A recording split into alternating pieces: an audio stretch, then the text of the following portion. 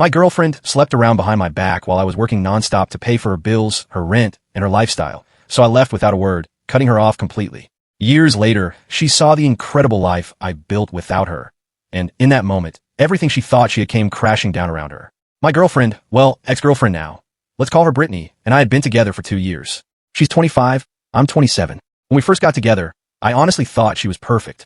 Brittany was the kind of woman who turned heads everywhere she went, drop-dead gorgeous, confident, and always carried herself like she was the star of the show. I was proud to be with her.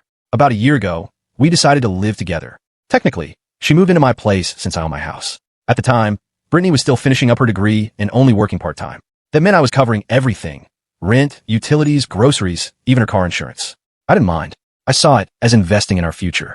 I thought I was helping her so she could focus on school, and eventually, we'd build a life together. For a while, it really felt like a dream. Brittany was sweet, funny, full of life. She made me feel like the luckiest guy alive. I was working long hours, but it didn't matter. I loved coming home to her. She had this way of making everything feel lighter, brighter. At least in the beginning. The first 6 months of living together were great. We spent our weekends going on many adventures, binging shows, just enjoying each other's company. But little by little, things started to shift. Brittany began pulling away. It wasn't drastic at first, just small things. She stopped waiting for me to eat dinner. She'd be glued to her phone instead of talking to me. Then she started going out more often. She said she was seeing friends, and I didn't question it. She had every right to have her own life. But it became constant. Weekends, random weeknights, even evenings I thought we'd spend together. I'd come home from work to an empty house more often than not. When she did come home, it was like I barely existed. No, how was your day? No hugs. Just a cold shoulder. I brought it up once. I said I felt like we weren't spending as much time together, and she brushed it off with a casual, "I just need some me time." You're overthinking it. Overthinking? I was giving everything I had to this relationship, trying to hold it together, and I was the one being blamed for needing some connection. Still, I didn't want to seem clingy or controlling, so I let it slide. But things kept getting worse. I'd wake up on Saturdays, and she'd already be gone. She'd text me hours later with vague excuses, hanging out with the girls, or something like that. I stopped asking questions because every time I did, she acted like I was interrogating her. So I kept quiet, hoping it was a rough patch and we'd find our way back. But honestly, it was starting to wear me down. I felt more like a roommate than a boyfriend. I was paying for everything, making sure she was comfortable and stress-free, and she couldn't even be bothered to spend time with me. It wasn't even about the money. It was about the complete lack of effort. There's one night I'll never forget. I came home after a brutal 12-hour shift. The house was dark. Brittany was nowhere to be found. I texted her, just asking where she was. She replied an hour later with a simple, "Just out, don't wait up." That was it. No context. No apology. I sat there, reading that message over and over, and I just felt empty. Like, what was I doing all this for? I kept telling myself maybe she was stressed with school, or just needed some space. But deep down, I knew something was off. I felt like I was putting my all into this relationship, and she was just coasting like none of it mattered to her.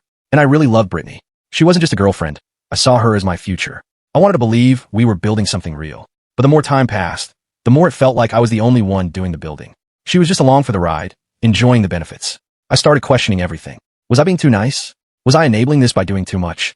I hated feeling this way, but every time I came home to silence or saw her barely acknowledge me, it hit me hard. I was giving her everything and getting crumbs in return. I talked to a few of my friends. They told me I needed to set boundaries. One of them even joked, "Dude, you're like her sugar daddy, without the sugar." I laughed, but not because it was funny. It hit too close to home. I didn't want to believe Brittany was using me, but the signs were hard to ignore. That's when I knew we needed to talk. A real talk. I needed to know if we were still on the same page, or if I was just clinging to something that didn't exist anymore. I told myself I'd bring it up the next time we had a quiet moment, if that moment ever came. For days, I kept running through how I'd say it. I didn't want to sound like I was accusing her or being insecure. I just wanted honesty. But Brittany beat me to it, in the worst way. One night, she actually stayed home for once. I thought, finally, maybe we can just be normal again. We ordered takeout, sat on the couch, talked a little. It felt nice, like how things used to be. I had this brief, stupid hope that maybe we were turning a corner. Then the conversation shifted to relationships and loyalty. I don't even remember how it came up, but I mentioned how important it was to me that we felt like a team. Brittany laughed, like really laughed, and gave me this look like I just said something ridiculous. Then she said, "You know, you're pretty replaceable. There are tons of guys who'd love to be with me." I stared at her, thinking I'd misheard. I blinked and asked what. She repeated it, this time smirking like it was some hilarious joke. "Don't get so serious," she added. "I'm just joking," but it didn't feel like a joke. Not even close. I sat there, stunned, trying to understand how she could say something like that and just move on. But she didn't skip a beat, just kept scrolling on her phone like she hadn't just crushed whatever was left of my self-esteem. I tried to stay calm. I asked her, "Is that really how you feel?" She rolled her eyes. "Oh my God, you're being so dramatic." "Of course not. But it's true. Guys hit on me all the time. It's not my fault you can't handle that. I was floored. She didn't just say it. She doubled down and made it seem like I was the one being unreasonable. No apology. No regret. Just indifference. Like I was some needy idiot for being hurt. The rest of the night was quiet. I didn't say much. Neither did she. She went to bed early, probably annoyed I wasn't laughing along with her. Meanwhile, I sat on the couch, going over everything in my head. I couldn't shake the feeling that she actually meant what she said. That to her, I was just another guy, one of many. The next day, I tried to act like nothing was wrong. I wanted to see if she'd bring it up, maybe apologize, or at least mention it. But she didn't. She acted like everything was totally normal. She even gave me a quick kiss on the cheek before heading out to see her friends, like nothing had happened. That's when it really hit me. She didn't care. Not about what she said, not about how it made me feel, and definitely not about how one-sided everything had become. I was just there, easy, replaceable. After that, I started to notice other things. Little comments she'd make about how other guys looked at her. The way her friends would joke about her being the hot one in our relationship. I used to laugh it off, but now it all felt different, like she was pushing boundaries, testing me to see what I tolerate. Thing is, I never thought of myself as the jealous type. I've always believed that if you really trust someone, you don't need to stress over stuff like that. But this wasn't about trust anymore. This was about respect. And Brittany didn't respect me. Simple as that. Over the next few days, I started to distance myself. I stopped texting her throughout the day. I didn't ask how her classes were going or if she needed anything. I figured, if she really thinks I'm that easy to replace, then why should I keep bending over backwards? But at the same time, I wasn't ready to end things. I kept second-guessing myself, wondering if maybe I was just being dramatic. Maybe she really was just joking and I was taking it too seriously. I mean, we'd been together for 2 years. Was I really going to throw it all away over one stupid comment? I tried to believe that. But deep down, I knew it wasn't just about one comment. It was the distance, the entitlement, the lack of effort. That comment was just the final touch on a relationship that had been quietly falling apart for months. One night, I was sitting in the living room, scrolling through my phone when Brittany walked in. She barely even looked at me and headed straight for the bedroom. I called out, "Hey, do you have a minute? I want to talk." She groaned like I'd asked her to do something impossible. "What?" she said. I paused, trying to find the right words. "Do you even want to be in this relationship anymore?" I asked. She looked at me like I'd lost my mind. What kind of question is that? Of course I do. Why wouldn't I wanted to say, because you treat me like I don't matter. But instead, I just said, I don't know. I feel like we're not on the same page. She sighed and rolled her eyes. "You're overthinking again. Can we not do this right now? I'm tired." That was it. No concern. No willingness to talk. I watched her walk into the bedroom and shut the door, and it became painfully clear I couldn't keep doing this. Something had to give. I couldn't keep pretending everything was okay when it clearly wasn't. But before I could figure out how to handle Brittany, life stepped in. A few days after that awkward conversation, I got a call from one of her friends. Let's call her Melissa. Now, Melissa and Brittany were close, not exactly besties, but definitely tight enough that hearing from her out of nowhere was strange. I almost didn't answer. I mean, what could she possibly want? Still, I picked up. "Hey, what's up?" I asked, trying to sound chill, even though I felt anything but. Melissa didn't waste time. "Listen, I don't know if I should even be telling you this, but I feel like you deserve to know," she said. That's when I knew this wasn't just a friendly check-in. I braced myself. Brittany's been seeing other people. Like, not just one guy. Multiple. It's been going on for a while. I just sat there, frozen, clutching my phone like it was the only thing keeping me upright. "Are you sure?" I finally asked. Melissa sighed. "I'm sure. I didn't want to be involved, but we had a fight, and she said some stuff. She's been bragging about it, like it's no big deal. She even called you her backup plan." Backup plan? I've been putting in all this time, effort, energy, and to Brittany, I was just something to fall back on while she did whatever she wanted. "Why are you telling me this now?" I asked, not accusing, just honestly wondering. Melissa hesitated. "Because it's messed up. You're a good guy. You don't deserve this. If I were in your shoes, I'd want someone to tell me." Now, Melissa and Brittany had always had a bit of a rocky history. Even when they acted like friends, Melissa was never shy about criticizing her behind her back. So yeah, there was a chance she was exaggerating or lying altogether. Maybe she just wanted to stir up drama. But the timing? It lined up. Brittany had been throwing up red flags for months. And this felt like the piece that made everything make sense. Still, I couldn't just take Melissa's word for it. I needed to find out for myself. So over the next few days, I started paying closer attention without letting Brittany know. I knew if I confronted her without proof, she'd just gaslight me, make me feel crazy, twist it all around. So I played it smart. I watched her habits. Brittany was nothing if not predictable, especially with her so-called girls' nights. She'd always say she was out with friends, but never gave details. No names, no places. The next time she said she was heading out, I casually asked, "Who are you meeting?" She answered fast, barely making eye contact. "Oh, just Ashley." Then she grabbed her keys and left. An hour later, I called Ashley. I didn't accuse her of anything. I kept it light. "Hey, Brittany said she was hanging with you tonight. Her phone died, and I was just wondering what time she might be back. Ashley paused. Too long. Then she said, she's not with me. I haven't seen her in a while. Her voice sounded confused, honest. That was it. My first real confirmation. I didn't react. I kept it cool. Okay, maybe I misunderstood. Thanks anyway. I hung up and sat there thinking, if she wasn't with Ashley, then who was she with? Then I remembered, Brittany used to have a favorite little cafe bar. Quiet, low-key, the kind of place people go when they want to talk. She hadn't mentioned it in months, but I had a gut feeling. I drove there, parked a few blocks away, and walked. My heart was pounding. I told myself it was just a hunch. Maybe I was wrong. But as I got close, I saw her, sitting by the window. Not alone. She was with some guy I didn't recognize, laughing, touching his arm, leaning in close. Her eyes lit up in a way I hadn't seen in a long time. It wasn't just a friend. I felt like the ground had dropped out from under me. I didn't go inside. I didn't make a scene. I just stood there, trying to hold it together, then pulled out my phone and took a picture. Enough to confirm what I needed. Anger, shame, heartbreak, and finally, clarity. All those red flags I tried to ignore were staring me right in the face. She played me. Worse, she assumed I'd never find out. I was either too blind or too trusting to see it before, but now the truth was out, and I wasn't going to let her walk away from it this time. The next morning, I woke up with this strange sense of clarity. I wasn't even angry. Not at first. I was just done. There was no coming back from this. No fixing what had been shattered. Brittany had made her choices. Now it was my turn. It was time to show her which one of us was truly replaceable. I didn't waste a second. The moment I decided I was finished, I got moving. First thing I did, I canceled the auto pay for her car insurance. She depended on me to manage that for months. But that favor had expired. If she wanted the luxury of driving around, she could figure out how to pay for it on her own. Then I opened the fridge. It was full of all her favorite snacks. Those specialty yogurts, the drinks she liked, the overpriced cheese she always begged for, but never finished. I tossed it all. I wasn't about to keep spoiling someone who had been mocking me behind my back while enjoying the comfort I worked hard to provide. Next, I told her directly. It was time for her to pay her share of the bills. Water, power, internet, everything. I wasn't running a charity. She looked stunned when I brought it up, like it had never occurred to her. But I kept calm. You're an adult, I said. Start acting like it. This wasn't about revenge. It was about boundaries. I wasn't her safety net anymore, and she was about to feel what that meant. If I'd just been her backup plan this whole time, then she was in for a rude awakening. It didn't take long for her to notice the shift. One night, she barged into the living room, waving a letter from her insurance company like it was some kind of accusation. Why didn't the insurance go through this month? She snapped. I barely looked up from my seat. Because I'm not paying for it anymore. Her eyes narrowed. Her tone sharpened.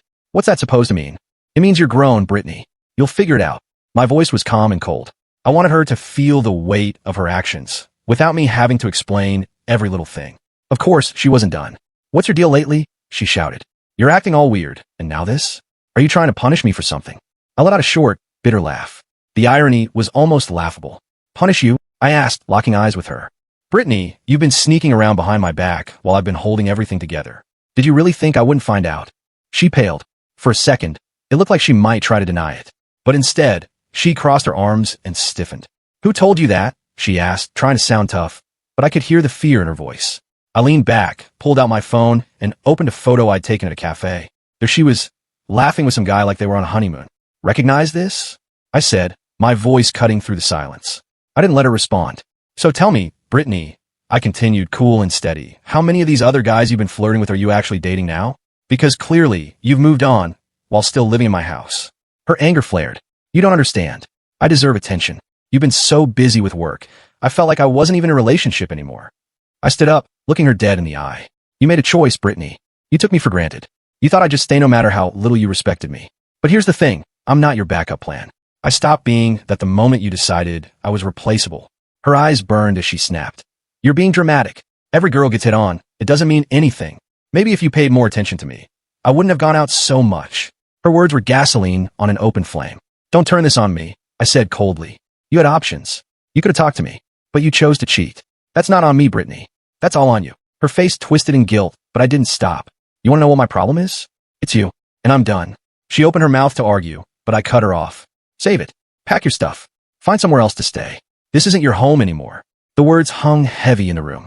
She looked like she was trying to figure out how to manipulate her way out of this, but for once, I wasn't giving her that chance. You can't just kick me out, she cried, tears streaming down her cheeks. I have nowhere to go. Please don't do this. I'll fix it, I swear. I met her eyes, steady and firm. Brittany, I worked hard to build a life for us, but you didn't deserve it. Remember when you said there were plenty of guys who'd love to be with you? Maybe now's your chance to find one. Because I'm out. She collapsed to her knees, sobbing. I didn't mean it. I was joking. I wasn't thinking. Please don't throw me out. I'll change. I'll do anything. I shook my head. You made your choices. You lied. You disrespected me. Now, you're facing the consequences. I'm not here to save you anymore. For a second, the desperation in her eyes turned to pure fury. You'll regret this, she shouted, scrambling to her feet. You'll regret losing someone like me. You'll never find better. I couldn't help it. I laughed. A short, sharp laugh that made her flinch. Better than you? Brittany, you've already proven you're replaceable. Goodbye. She stood there in shock, mouth opening and closing like she wanted to say more, but she didn't. Finally, she grabbed her stuff and slammed the door behind her. The silence that followed felt like peace. I had no regrets. No second thoughts. Just relief. Over the next few days, the emotions hit me in waves. How did I let things get so bad? How did I miss the signs? But of course, Brittany wasn't done. Not yet. Soon enough, I started hearing from mutual friends. Apparently, she was spinning the story, telling people I was controlling and emotionally abusive, that I'd thrown her out for no reason, that I never let her live her own life. I was stunned. She was rewriting the entire relationship, making herself look like the victim and painting me as the villain. At first, I was furious. I wanted to set the record straight. But then I realized something. The people who really knew me wouldn't believe her lies. They saw everything I did for her. They knew how one-sided it all had become. Anyone who believed her, they weren't the kind of people I needed around anyway. A few weeks later, I ran into a mutual friend at a coffee shop. They gave me an update on Brittany. Apparently, she'd started dating some wealthy guy right after we split. I just shrugged.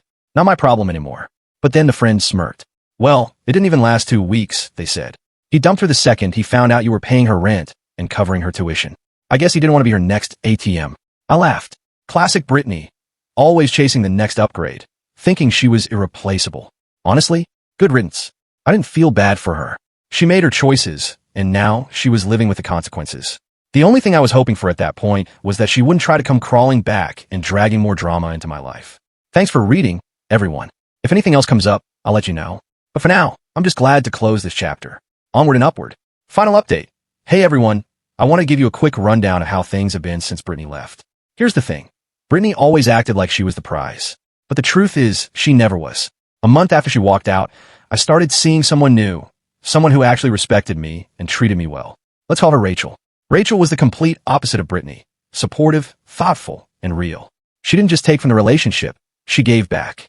For the first time in a long while, I felt like I actually mattered. Word got around pretty fast, and it didn't take long before Brittany found out. I'm not sure exactly how, maybe a mutual friend, maybe social media, but when she did, she completely lost it. People we both knew said she was devastated. Suddenly, the reality hit her. I'd moved on, and no one wanted her. She wasn't taking it well. At first, she tried being subtle. After the guy she left me for dumped her, she started sending random texts, asking if we could talk. She even began showing up at places she thought I might be. I ignored it all. I was done, and Rachel deserved my full attention. But Brittany wasn't done. She decided to take things up a notch, and in the most dramatic way possible. It started one evening when I heard shouting outside. At first, I thought it was just some random noise from the street, but then I heard her voice. I walked to the front door and opened it. There she was, standing on my porch with 4 of her friends, all of them yelling like I'd committed some crime. You're unbelievable. One of her friends screamed, pointing at me like I was on trial. You think you can just toss her aside like she's nothing? You're heartless. Brittany was crying, tears pouring down her face. She looked genuinely upset, but I wasn't buying it. After everything we've been through, you're just done with me. Just like that, she cried. I leaned against the doorframe, arms crossed, staying calm and unmoved. What do you want, Brittany? I asked, my voice firm, ignoring all the noise from her friends. Her voice cracked. I came to tell you something important, but you won't even talk to me. You just slammed the door on me, on us. Her friends all nodded like backup dancers, trying to add weight to her drama. One of them piped up. You don't even know what she's going through. She deserves better than this. Are you done? I asked, keeping my voice even and my eyes on Brittany. Because I'm not here for theatrics. If you have something to say, say it. Her lip trembled. She looked at her friends for support, then back at me. Finally, she blurted it out. I'm pregnant. It's yours. Everything went quiet. Her friends stared at me, clearly waiting for some big reaction. But I didn't flinch. I just stood there, calm and collected. That's so. I asked, raising an eyebrow. And you brought your whole squad here to tell me this, because... She sniffled. I didn't know how to tell you. I've been scared. I don't know what to do. Okay, I said, nodding. Then let's skip the drama. If you're really pregnant, prove it. Show me a test. A doctor's note. Something. Her friends exchanged uneasy glances before one of them jumped in. She just found out. She hasn't had time to go to a doctor yet. Are you really that heartless? I turned back to Brittany. Is that true? I asked, keeping my tone steady. Because if it is, we'll deal with it the right way. But if it's not, and you're lying, this ends right now. For a second, she looked panicked, but then she tried to hide it. Why can't you just trust me? She said, voice rising. After everything, why would I lie about something like this? Because you've given me every reason not to trust you, I said coldly. So prove it. If it's true, we'll handle it. But I'm not entertaining empty words. One of her friends started yelling again, calling me names, but I tuned it all out. My focus stayed on Brittany. She held my gaze for a second, then looked away. That tiny hesitation told me everything I needed to know. Eventually, they all stormed off, swearing at me, calling me names, making a scene. Brittany's performance might have looked convincing at first, but didn't hold up. I wasn't shaken, but I'll admit, it did leave me a little uneasy. What if there was a chance she was telling the truth? A few days later, I got the real story. Melissa, the same person who had warned me about Brittany before, reached out. Apparently, she'd been keeping up with all the chaos. She told me Brittany wasn't pregnant. She made the whole thing up. Brittany had been spiraling since she found out I'd moved on, and faking a pregnancy was her last desperate move to win me back. Honestly, I wasn't even surprised, just disgusted. I blocked Brittany on everything immediately. Whatever lies she was trying to spread, whatever plan she had, I wasn't going to be a part of it. Meanwhile, I kept moving forward with Rachel, someone who actually saw me and appreciated me. Brittany thought she was irreplaceable, but she was the one who ended up being replaced. As for her, she's been couch surfing, dropped out of school, and her own parents won't even help her anymore. I couldn't care less. Honestly, after everything she pulled, there wasn't a single part of me that felt sorry for her. She burned every bridge with me, and I had zero interest in rebuilding anything. Rachel and I were growing stronger every day, and I wasn't about to let my past ruin what I had now. It's funny how people like Brittany don't realize how good they had it until it's too late. She thought I'd always be there waiting, no matter how badly she treated me. But when she saw I'd actually moved on and upgraded in every way, it was like her whole world collapsed. For a while, things were quiet. No more surprise visits, no more fake emergencies. Just silence. And I welcomed it. I was finally able to focus on building something real with Rachel. We started going on weekend trips, trying new things together, even talking about the future in ways that felt natural, not forced. With her, I didn't feel like I was constantly trying to prove my worth. She saw it without me having to say a word. But of course, peace never lasts forever when you've got someone like Brittany in your rearview. A few weeks after the pregnancy stunt, I got a message request on Instagram from a fake-looking account. No profile picture, barely any posts. I ignored it at first, but then another came. And another. The messages were all vague at first. Stuff like, I know what you did, or you'll regret leaving her. Classic anonymous trash. I didn't respond. I wasn't about to give some troll the satisfaction. But then one of Rachel's photos got commented on. Does he know you cheated too? It said. That's when I realized Brittany wasn't just trying to mess with me.